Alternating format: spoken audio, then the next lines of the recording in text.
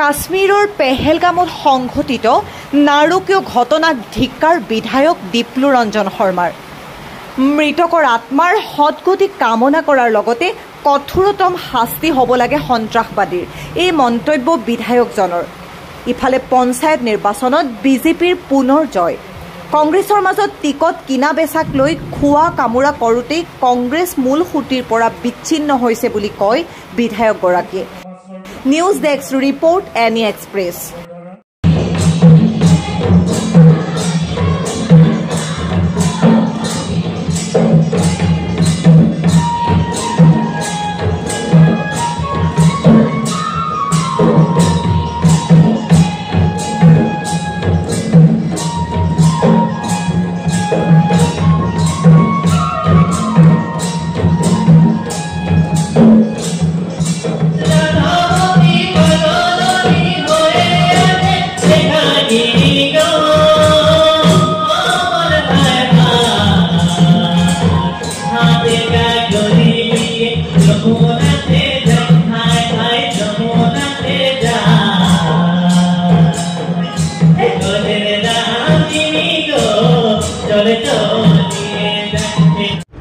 প্ৰথম কথা, কাশ্মীৰৰ এই ঘটনাত মৃত্যু হোৱা সকলো লোকৰে মই আত্মাৰ সদ্গতি কামনা কৰিছোঁ। খুব এটা ঘৃণনীয় আক্ৰমণ, আৰু এই ঘৃণনীয় আক্ৰমণ সন্ত্ৰাসবাদীয়ে যেনেকুৱা এটা ধৰ্মান্ধতা দেখুৱাইছে, মই ভাবোঁ ভাৰতবাসী সকলো সজাগ হ'ব লাগে।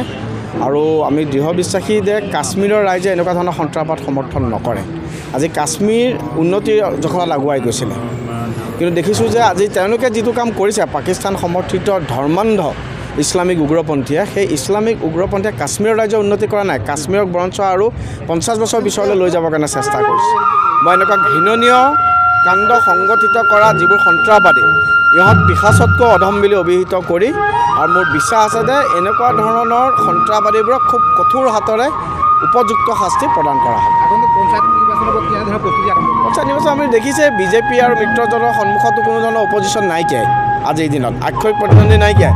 কংগ্ৰেছৰ নিজৰ ভিতৰতে প্ৰতিদ্বন্দ্বী আছে। কোনোবাই যদি পইচা লৈ টিকেট দিছে, কোনোবাই পইচা লৈ টিকেট নিদিয়ে, তেওঁলোকে সেইবোৰ লৈ ব্যস্ত।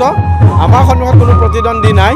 আমি পঞ্চায়ত নিৰ্বাচনত আগতকৈ সফলতা লাভ কৰিম, আৰু এখন ভাল শক্তিশালী পঞ্চায়তী ৰাজ ব্যৱস্থাৰ জৰিয়তে এক সমৃদ্ধিশালী অসম নিৰ্মাণ কৰিবৰ কাৰণে আমি প্ৰতিশ্ৰুতিবদ্ধ। নতুন বহাগত কি সংকল্প লৈছে? সংকল্প কি ধৰণৰ সংকল্প লৈছে নতুন বহাগত? দেশৰ ভাল হ'ব, জাতিৰ ভাল হ'ব লাগে, সমাজৰ ভাল হ'ব, সকলোৱে মিলি পেলাই ভালকৈ এখন যুৱ ভাৰতবৰ্ষ নিৰ্মাণত যাতে আমি সকলোৱে আগবাঢ়িব পাৰোঁ, তাৰ কাৰণে আমি সংকল্প লৈছোঁ।